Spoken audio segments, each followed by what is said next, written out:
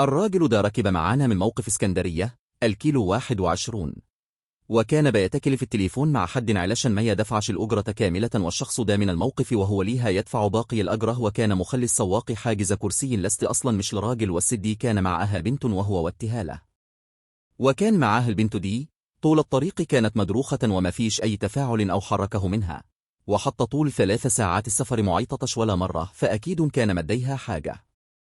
في الأول افتكرناها بنته، لكن من كلامه في التليفون اتضح العكس. هو كان بيكلم واحده يقابلها في مكان ما هينزل علشان يسلم له البنت، وأنه معهوش فلوس يتحرك، وشويه وأتكلم تاني في التليفون وقال: ما تجيش من الطريق الدولي عشان فيه تفتيش كتير، تعالي من الطريق العادي. بعدها بشويه برضوى تعصب وقال: يعني ايه أرجع بالبت، هو لعب عيال؟ خلاص هرمي هلك عند أقرب مسجد وتعال خدها. لما قربنا من القاهرة وقعدنا نلمح للسواق، السواق بدأ يسأله: أنت رايح فين؟ وأنت تابع مين في الموقف؟ الراجل قال إن اسمه أبو السيد بتاع الكبدة في الموقف، وإنه ابن عم واحد اسمه أبو علي أو عم علي شغال على نصبة في نفس الموقف.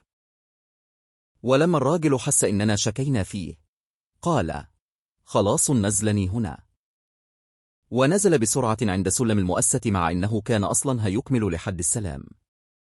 للأسف إحنا كنا كلنا ستات في العربية، وخفنا نواجهه لأنه ممكن يكون معه حاجة يعور بيها حد أو حتى البن.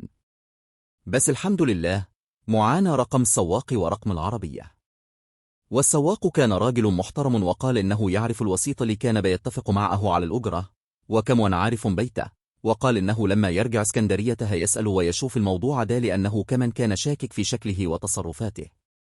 معرفش ليه ما دام كان شاكك فيه مخدش رد فعل، بس عامه اللي يقدر يساعد أو يوصل لحاجة يبعت لي، وأنا هبعت له بيانات السواق.